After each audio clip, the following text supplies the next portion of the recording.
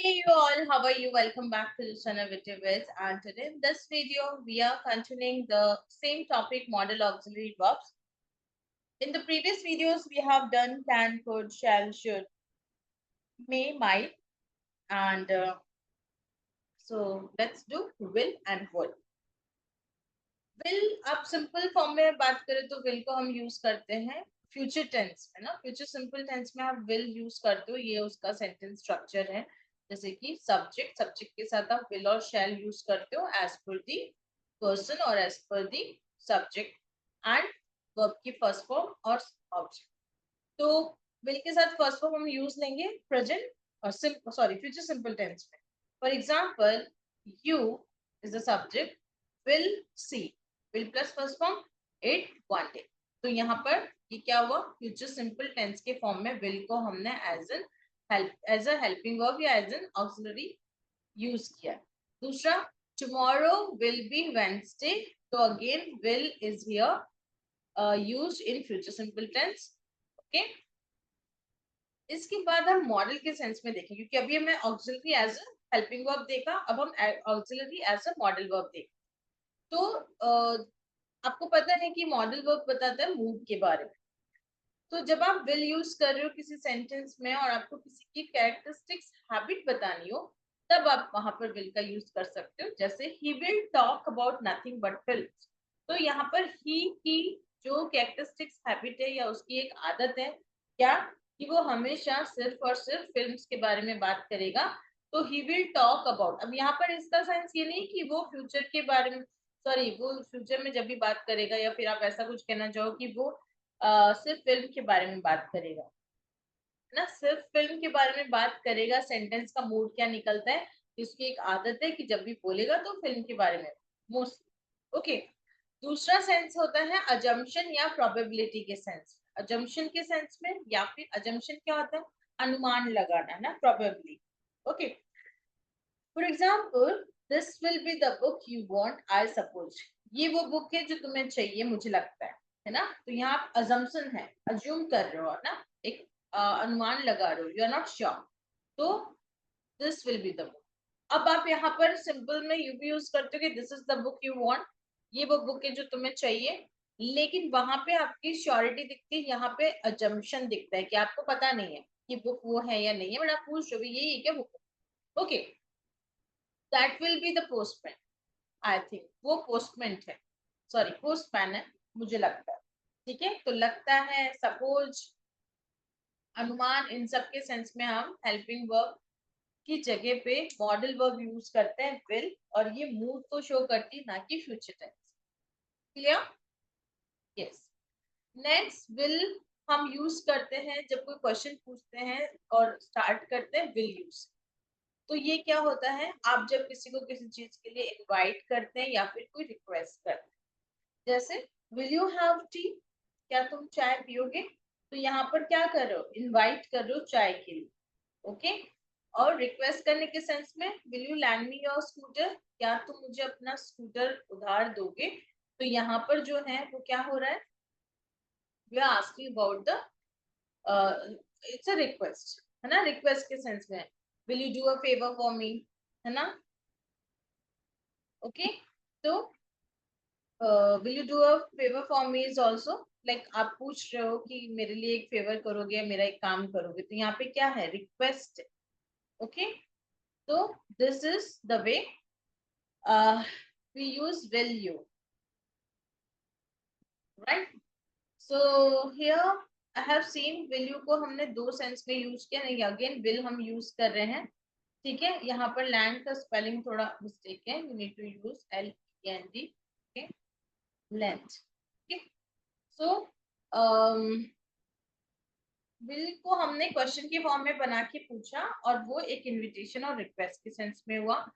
Will हम use करेंगे formal request के लिए, जैसे will you lend me your book, यहाँ पर जो है बुक मांगने के लिए, वहां पे भी रिक्वेस्ट था, यहाँ पे भी रिक्वेस्ट है, लेकिन रिक्वेस्ट कैसा हुआ, फॉर्मल रिक्वेस्ट हुआ, यानी कि जब आप बहुत ज्यादा फॉर्मल हो, इनफॉर्मल, जैसे अपने लोगों से नहीं, फॉर्मल जहां पर आप रहते हो वहां आप ऐसा सेंटेंस विल लगा के यूज कर सकते हो। Will you lend me your book, ठीक है। तो इट्स लेस पोलाइट, कम पोलाइट लगता है ये। दूसरा है थ्रेट के सेंस में, I will kill you, I will do this, I will do that, तो this is a threat. Okay, तो थ्रेट के सेंस में हम विल यूज करते हैं। प्रॉमिस के सेंस में, I will write you every single day, मैं तुम्हें रोज पत्र लिखूंगा। Okay, so it's a promise. ठीक है, आई will do this for you, I will do that for you, तो ये क्या हुआ, प्रॉमिस हुआ। तो प्रॉमिस के सेंस में भी हम यूज करते हैं। दूसरा वॉलेंट्री एक्शन, जब हम कोई काम, वॉलेंट्री एक्शन होता है फ्री फ्री वे में करना, जैसे I will make dinner tonight, आज खाना मैं बनाऊं। Okay, so that's a voluntary action. और प्रॉमिस के सेंस में जो हमने लास्ट में देखा, I will write you every single day, so this is also for will. Clear? इसके बाद हम यूज करेंगे प्रेडिक्शन के सेंस में, जब कोई किसी चीज का प्रेडिक्ट किया जाता है या अनुमान लगाया जाता है, उस सेंस में भी हम विल को यूज करते हैं। he thinks it will rain today। Okay, तो ये विल वाला प्रेडिक्शन है ना, ये इसकी जो श्योरिटी है वो मे और माइट से ज्यादा होती है। ठीक है, इट मे रेन टुडे और इट माई रेन टुडे, तो विल का मतलब 100% या 90% समझ लो आप। मे इज 50% और माइट इज 20%। ठीक है, तो जब आप ऐसा कुछ बोलते हो, विल मे माइट लगाकर सेंटेंस बोलते हो, प्रेडिक्शन करते हो, तो इसका जो सही होने का जो रेशो है वो इतना है। उसके बाद रिफ्यूजल के सेंस में, किसी चीज के लिए मना करना, I will not do your work, मैं तुम्हारा काम नहीं करूंगी, तो this is also a mood off refusal, जहां पर विल लगाकर आप अपना मूड बता सकते। इसके बाद ऑफर करने के सेंस, है ना, I will pay for you, मैं तुम्हारे लिए पे कर देता हूँ, तो ये क्या कर रहे हो आप, ऑफर कर।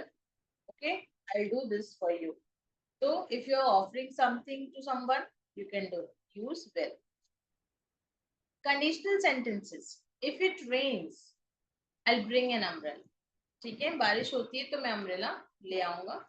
Okay, so it's a conditional sentence, जिसमें ये होता है कि कंडीशन जो है वो फुलफिल होने के चांसेस कम होते हैं, क्योंकि यहाँ पे पॉसिबिलिटीज क्या है कि रेन होनी चाहिए तो ही अम्ब्रेला लाओ। इसके अलावा past equivalence of will is would. ठीक है, तो लास्ट में हमने देखा विल को, अब हम बात करेंगे would.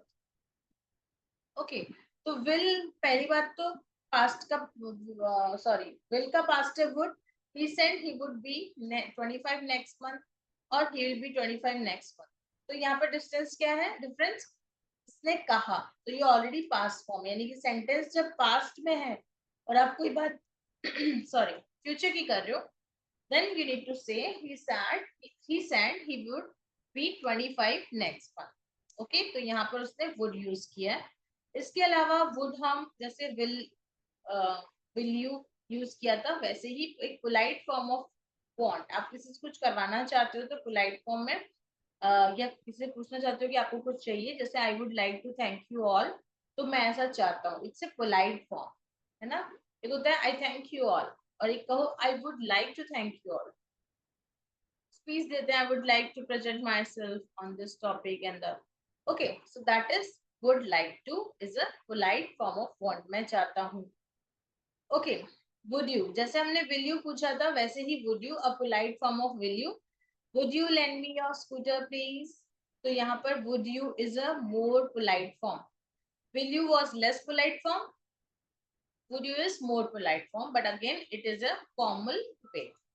then would after wish, जैसे यदि आप wish के बाद में I wish के बाद में would लगाते हो, तो ये आपके strong desire को express करता है। I wish you would not chatter so much। okay, तो it's a strong desire जिसमें आप कहना चाहते हो I wish।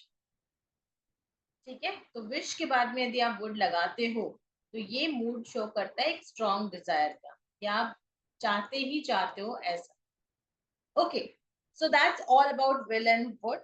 thank you so much for watching this video। see you in the next with the another model work, might be must or something else। So far, thank you, bye bye।